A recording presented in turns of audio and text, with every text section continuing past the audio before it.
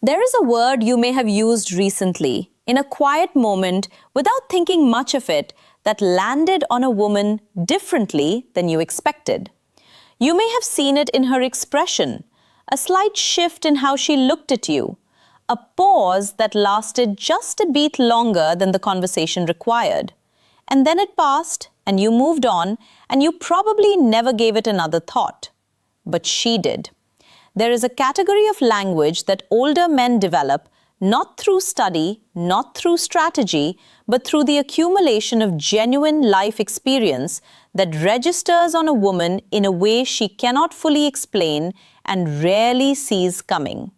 It is not about being charming. It is not about saying the right thing at the right time. It is about the particular weight that certain words carry when they come from a man who has actually lived enough to mean them. There are 5 of these words. Each one works differently.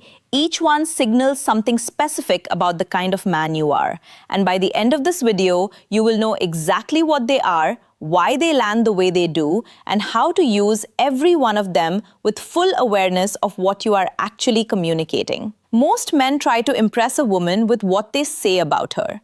The ones who actually move her are the ones who reveal what they quietly observed. There is a fundamental difference between a compliment and an observation, and most men never learn to feel it. A compliment is directed outward. It is offered, presented, placed in front of her like something waiting to be received. An observation is something else entirely. It is evidence. Evidence that you were paying attention when there was nothing to gain from doing so. And that distinction is felt immediately, even when it is not consciously named. The word noticed carries that evidence in a single syllable.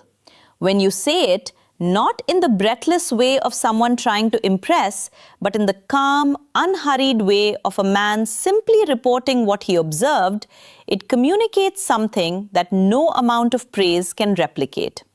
It tells her that while the conversation was happening, something in you was quietly registering her, not performing attention, actually holding it. Neuroscientists who study social reward have found that feeling genuinely seen activates different insal and deeper pathways in the brain than feeling praised. Praise triggers pleasure. Being seen triggers something closer to trust. And trust in the landscape of attraction is the foundation that everything else requires. What this looks like in practice is specific. You are not saying, "I noticed how beautiful you looked." That is still a compliment wearing the word as a costume. You are saying something like, "I noticed you always look toward the door when you first come into a room," and then saying nothing more. You let the observation stand alone, because what she hears in that silence is not a man who was watching her to evaluate her. She hears a man who was present enough to see her. Of course, context matters here. The observation needs to be genuine, drawn from something you actually registered, not assembled to create an effect. Women are extraordinarily sensitive to the difference between authentic attention and performed attention. And one hollow use of this word does more damage than not using it at all. The mistake most men make is following the observation with an explanation, elaborating, softening it, adding context that was never needed. The power of noticed lives in its restraint. You say it, and then you let it breathe. But observation only opens the door. What you choose to do with what you have observed is where the second word takes over, and it is one almost no man uses correctly. There is a particular kind of man who does not explain his choices at length. He simply states them. And the word that carries that quality better than any other is one most men replace with something weaker without realizing it. The word is decided. And the distance between it and the words most men use in its place is larger than it sounds. When you say, "I thought about it and decided to take that trip," something lands differently than, "I was thinking about taking that trip," or "I figured I'd go." The word decided carries finality, not aggression, finality. It signals that a process occurred internally reached a conclusion, and produced an action. It signals that your choices originate from within you, not from the shifting pressures of circumstance or other people's expectations. Psychologists who study self-determination, the degree to which a person's behavior is driven by internal rather than external forces, have found that people who project internal authority are consistently rated as more trustworthy, more attractive, and more emotionally stable by those around them. Not because they appear dominant, but because they appear settled. And decided is the linguistic signature of a settled man. Think about the contrast you have probably witnessed without naming it. There is the man who says, "I'm still kind of thinking about what I want to do with that." And the man who says, "I've decided to step back from that." Both sentences deliver the same information. Only one of them tells you something about the man's relationship with his own interior life. What a woman hears in the word decided is not rigidity. She does not hear a man who is closed. She hears a man who is clear. And clarity in a landscape full of men who hedge and qualify and leave everything in a permanent state of maybe is one of the most quietly attractive qualities she can encounter. You might be thinking, does this only apply to significant life decisions? And no, it does not. In fact, the most powerful uses of this word are in completely ordinary contexts. I decided to try this place instead. I decided not to bring that up again. The smallness of the subject makes the decisiveness more visible, not less. Because it reveals that the quality is not situational, it is simply how you operate. The common mistake is overusing the word to the point where it sounds deliberate rather than natural. One or two well-placed uses in a conversation carry far more weight than a pattern of them. Used correctly, it sounds like a man simply reporting how he lives. That is exactly what it should sound like. Understanding is the deepest form of receptivity. But there is a word that moves in the opposite direction. Outward, specific, and direct, and it creates a different kind of impact entirely. Women hear "I get it" more times than they can count. They hear "I understand" far less often, and the gap between those two phrases is larger than it sounds. "I get it" is a transaction. It moves the conversation forward. It signals that information was received and processed, and now we are ready to continue. It is efficient. It is also, in emotional terms, almost empty. Because what a woman is often doing when she shares something, even something small, even something said lightly, is not simply transmitting information. She is offering a fragment of her inner experience. And what she is waiting to find out, without consciously knowing she is waiting, is whether the person she is speaking to can hold that fragment with any real care. "I understand" says that you can. Not because the word itself is more sophisticated, but because it implies a different relationship to what she said. It implies that you did not just receive the content, you entered it briefly and stood inside it long enough to know what it felt like from her side. Psychologists who study emotional validation, the experience of having one's internal state accurately recognized by another person, consistently find that it is one of the most powerful drivers of connection and trust between people. More than shared experience, more than physical attraction, more than time spent together, the feeling of being accurately understood is, for most women, the deepest form of intimacy that a conversation can produce. Now you might be thinking, doesn't this word risk sounding clinical, like a therapist rather than a man? And yes, it can, but only when it arrives without warmth, without eye contact, without the quality of genuine presence behind it. When those things are present, the word does not sound professional. It sounds rare. Because a man who can sit with what a woman has said and respond not with advice, not with a solution, not with a redirect, but simply with "I understand," is a man she encounters far less often than she realizes she has been looking for. The specific delivery context matters here. The word carries its full weight when it follows something she said that she was not sure you would receive well. A fear she admitted, a doubt she expressed, a piece of her history she offered carefully. In those moments, I understand does not close the conversation. It opens it further. Because now she knows the space is safe enough to go deeper. We are now at the center of these 5 words. And what you are seeing is a pattern. Each word points toward a quality of presence that most men never fully develop. The last 2 words are where that pattern becomes impossible to ignore. Before the next word, there is one additional layer here worth naming, because most explanations skip it entirely. I understand must always be specific to be believed. I understand you were worried about how that would land is a different statement than I understand. The specificity is the proof. It is what separates a genuine response from a placeholder. But understanding is the deepest form of receptivity. The 4th word moves in the opposite direction, outward, precise, and pointed directly at her. And it creates something that neither observation, nor decision, nor understanding can produce alone. She mentioned something small, a place she once visited, a thing she used to love, a detail that had nothing to do with the main conversation. Most men let it pass. The ones who bring it back later with a single word change everything. That word is remember. And used in the right moment, it does something that no amount of deliberate effort can replicate. It demonstrates, without explanation, that she was retained. Think about what it means to remember something small about a person.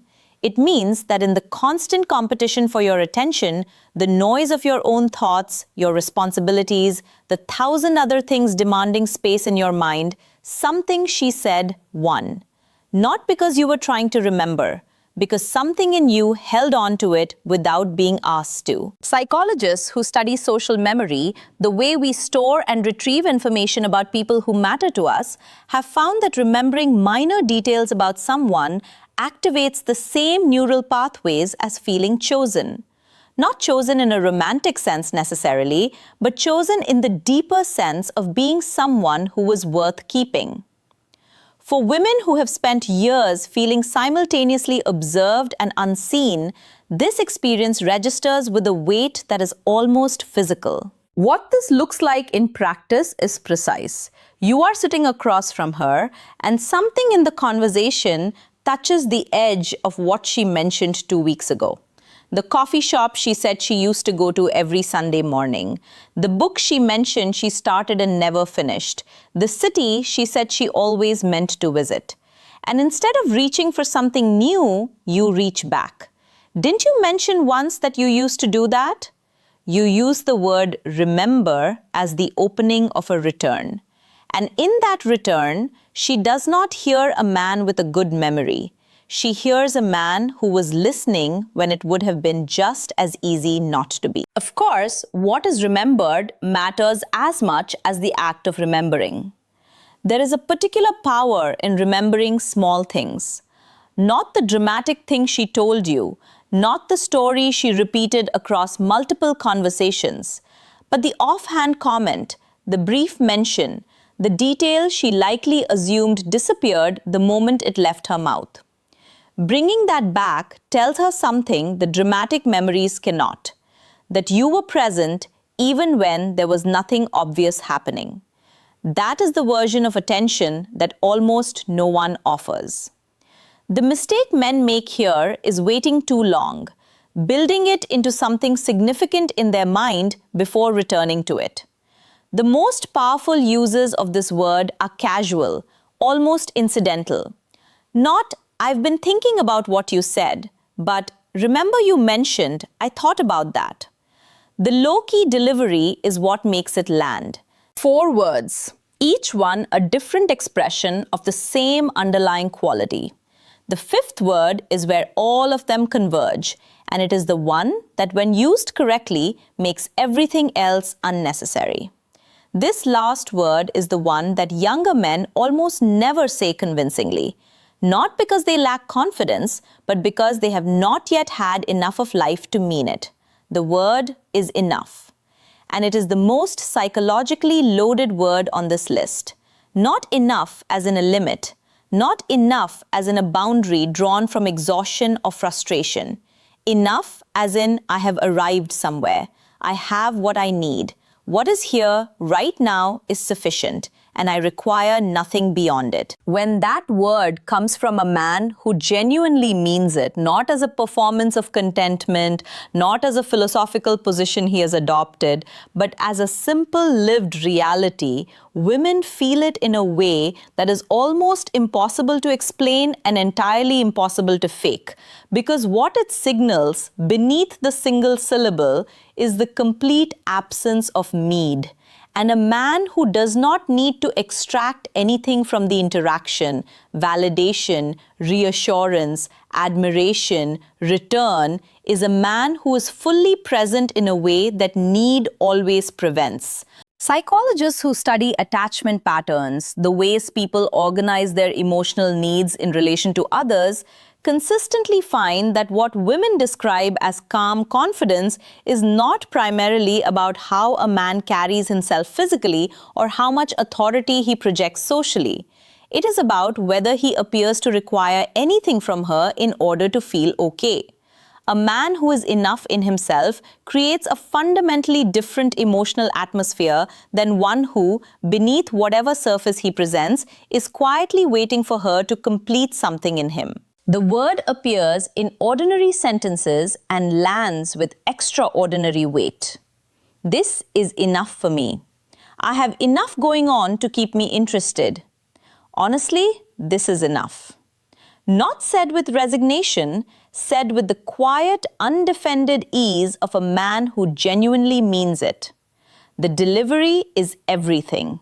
Said flatly, it sounds like settling. Said from a place of genuine interior fullness, it sounds like something most women have been in the presence of very rarely. You might be wondering, doesn't this risk sounding passive, like a man with no ambition, no drive? And this is the most important distinction to make. Enough is not the word of a man who has stopped. It is the word of a man who is not driven by lack. There is a significant difference between a man who is still building because he loves what he is building and a man who is still reaching because nothing he reaches for ever quite fills the space he is reaching from. The first man can say enough about almost anything in his life and have it ring completely true. The second man cannot say it about anything, and women feel that too. The single most common misuse is saying it in moments that do not yet warrant it, using it to close conversations you are actually uncomfortable with rather than ones you are genuinely at peace about. That inversion reads immediately. The word only works when the internal state it describes is real. She has been in the presence of many men. Very few of them have given her the experience of sitting across from someone who needed nothing from her in order to feel complete. That is what enough communicates when it comes from a man who has actually earned the right to mean it. 5 words, each one small, each one carrying something that cannot be manufactured through effort alone. The quiet evidence of a man who has developed a particular relationship with himself, with his attention, with his choices, and with the experience of being present without agenda. That is what runs beneath all of them. Not technique, not strategy. A quality of interior life that these words happen to make visible. When you use them naturally, they are not impressive. They are simply honest. And that honesty is what women respond to, because it is rarer than almost anything else they encounter. You do not need to engineer moments to use these words. You do not need to track conversations looking for openings. What you do need is to understand what each word signals and then to ask yourself honestly whether the state it points toward is already yours. Because these words only work when they are true. Which of these 5 words do you already use? And which one are you going to pay more attention to starting now? Tell me in the comments. I read every one of them, and what people share there shapes what comes next on this channel. If this kind of insight is what you are looking for, the real psychological layer beneath the language of attraction and connection, subscribe and stay close. There is much more of this to explore. In the next video, I am going to show you the other side of this. 5 phrases that older men fall back on that quietly undo everything the right words built, sometimes in a single sentence.